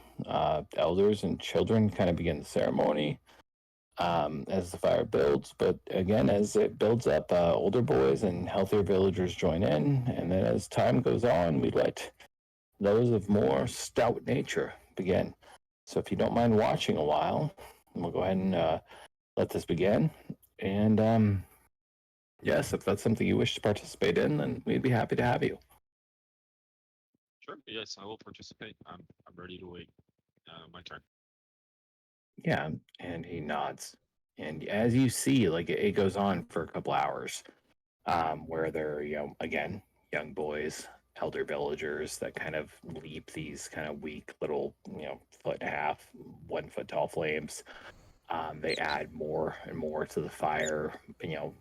You see more aged people, less aged people kind of jump. And then finally, they throw a couple more bales on the fire, and the fire is roaring. It's like 6, 7 feet tall.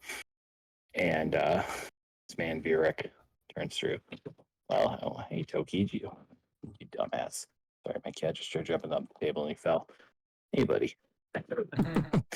That's okay. I love you anyways, you idiot. I said, well, if you wish to join, this would be a chance. I'm going to go ahead and speak as the GM here. Go ahead and give me an athletics check to try to jump these flames. Just roll it in the open. Okay. No shit. And you clear them as DC 20. So you are able to jump over the top. What does this look like for Drake? Like, tell me. Like, he is able to clear them easily. Like, what do you do any showmanship or anything, or? Yeah, a little bit. So like, as he's walking up to like kind of jump over the flames, he's looking into the fire, and his eyes kind of change to actual like they are like flames in themselves instead of his eyes. It's kind of part of his dragon instinct. And then he's just gonna like run at full speed and just sprint over it, and he's gonna clear it easily. Just kind of show off. He's not gonna do like any flips or anything like that. Yeah. And then he'll just land, and maybe there's a little bit of smoke kind of rising from his skin.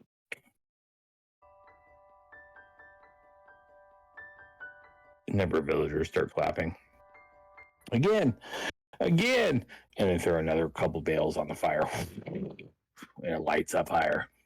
And Vieric kind of turns to, well, they're asking you to do it again, son. You want to try one more time? And then he'll kind of like huff and puff a little bit, and he'll be like, "Yeah, I'll do it again." All right, roll me another athletics check.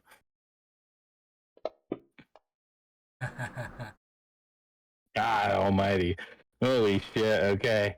I raised it by 2. That's DC 22. Succeed again. Yeah. Hi, girls. Hi, Carly. Hi, Penny.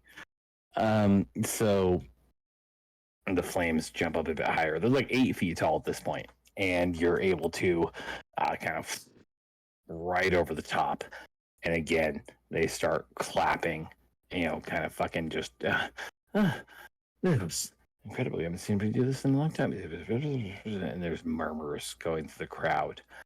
And you think it's probably good, as it were. I do want to ask, like, does Drake have any sort of reservations, concerns about the village itself, or?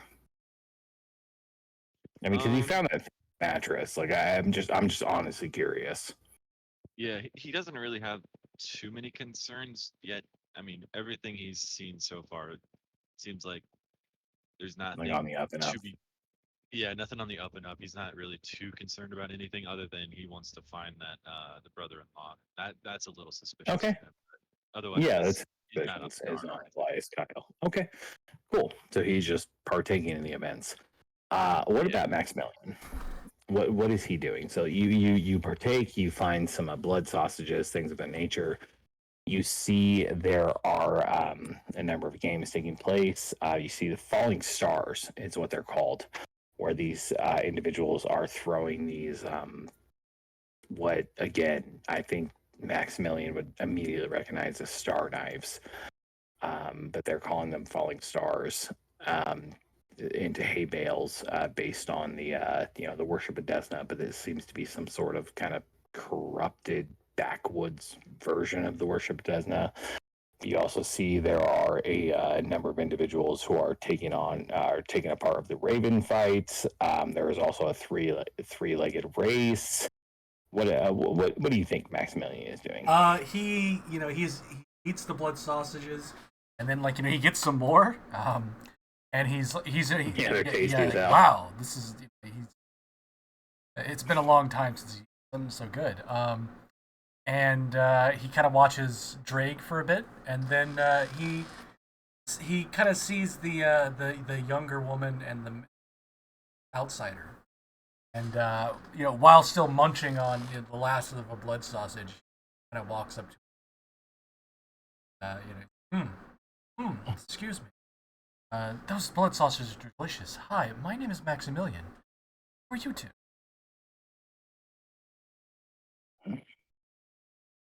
And the woman starts to talk. Well, hello. Pleasure to meet you. I'm Anya Lepescu. Are you from Ada? And she says that the man kind of cuts in. What do you need? I'm Saul Lepescu. What do you need to buy items from the store, or what is going on? Oh yes, I just you just seemed. I see everybody here having the same hair and build, and just you seemed a little. You seemed new, and I'm also new to the town. He nods. Yes, I am. I am new as well. I'm from Galt. I married my wife here. We came here back to our hometown, and I forged the my seems to shake his head for me. I forged the falling stars as they were. What more do you need to know? Oh, nothing. I was just being friendly. I'll leave you back to it if you would like. Yes, I have much work to do. Thank you. I kind of think that was a little weird, but I go to the Falling Star company. Yeah, and you can see there is a number of folks gather around. There are, again, hay bales placed at 20, 40, 60 yards. We're just going to count those as feet for the purposes of throwing. And as you approach, there's a man there. He is. Sorry, 1 second here. He's an individual by the name of Johannes Ginsburg, and as you approach, it, welcome one and all. As you all know, the Dream Tender, founded by Harl Keegler. She founded this individual festival to begin the worship of our outer gods, our deities. If you wish to partake, you can take a knife and you throw it as far as you can, and we'll begin judging. We'll begin judging on who can throw the farthest. Is that something you're interested in, there, friend?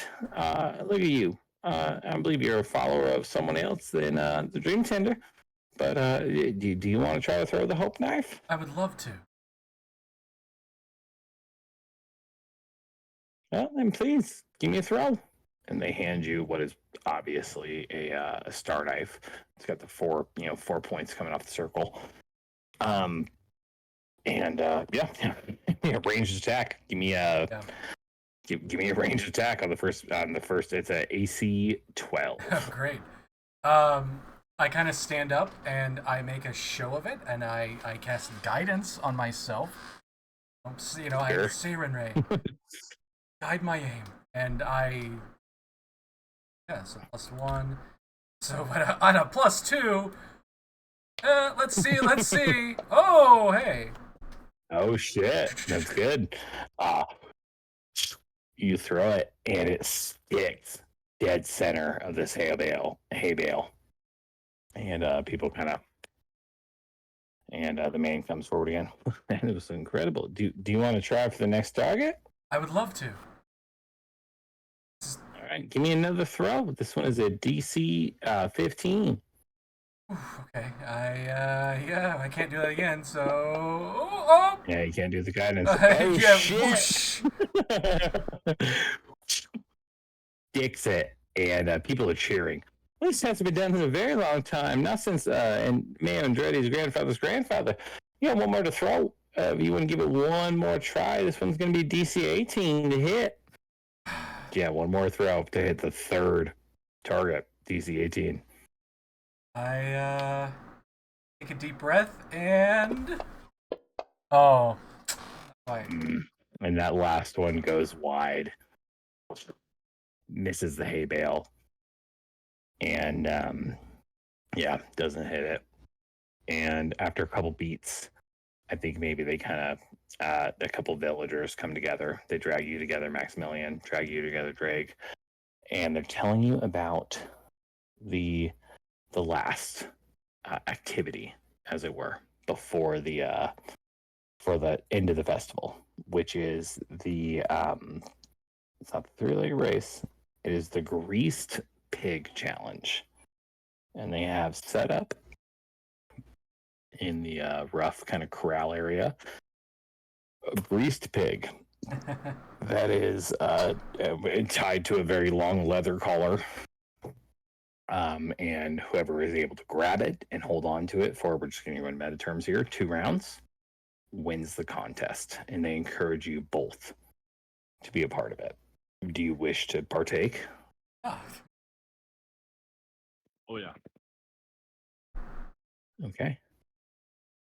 So they line you up with around 4 of the locals to partake as well.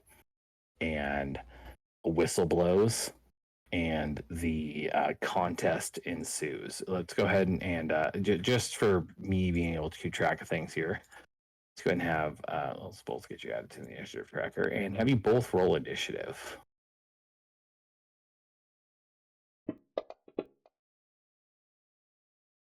um,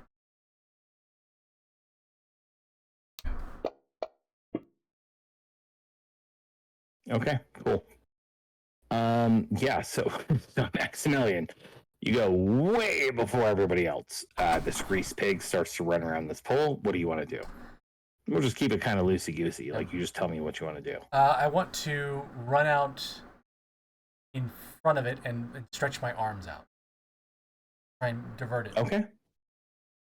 That sounds like an athletics check. You run out in front of it. Give me an athletics check. Train the yeah. Yeah, you grab the pig. You were able to. So you have the pig for 1 round. It's a couple of their villagers are going to go. Drake, you're going to go last. I'm just going to roll d20s for them as they're going to run forward and try to wrestle it from you. They all have a +4. So I'm just going to roll 3. I'm sorry, I'm going to roll 4d20 +4. What do I got? 3, 10, 3, 7. No, 8, 10, 3, 7. So none of them. They all try to, but they do not wrestle it away from you, Maximilian. Maximilian, you have this pig in a fucking headlock. Drake, it is your turn. You see, Maximilian currently has this pig in a headlock. What do you want to do? Give you 1 action to Drake, get up to him. okay. Drake wants to win, so he's gonna run over to Maximilian. Okay. So that's an action, and then he's gonna try and just tackle him. Like, Okay, Oh! give me an athletics check.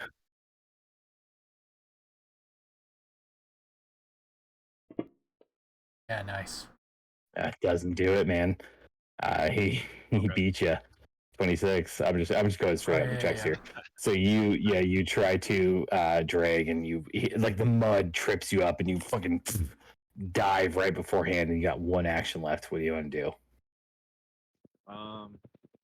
Is getting back up another action. Nah, we're fine here. We're just going kind of loosey goosey with it, so you're fine.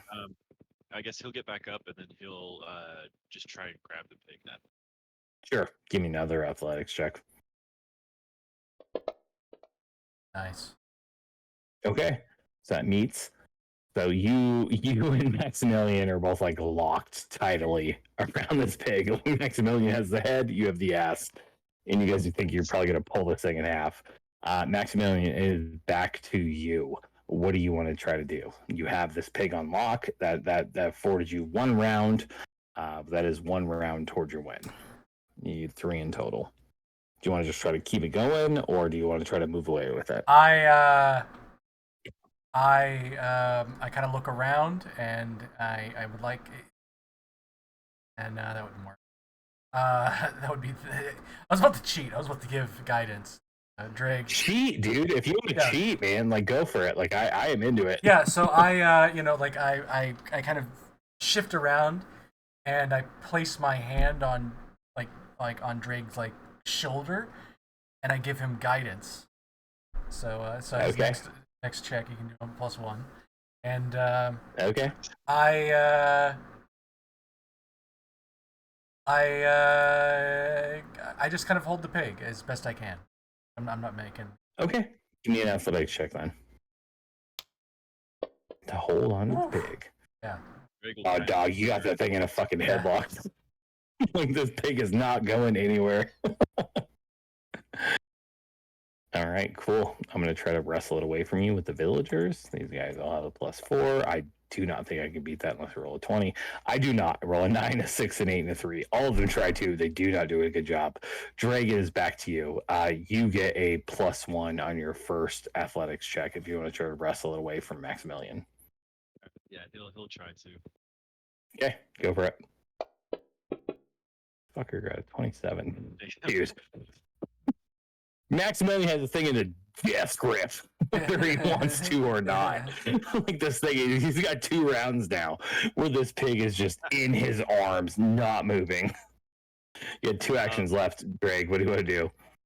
Yeah, he'll try and grab the pig and probably slide off, and then he's gonna get back up and he's gonna try. He'll try and tackle Robert again, or not Robert. Yeah, Okay. yeah, go for it. Yeah, Maximilian, you're good. Go for it.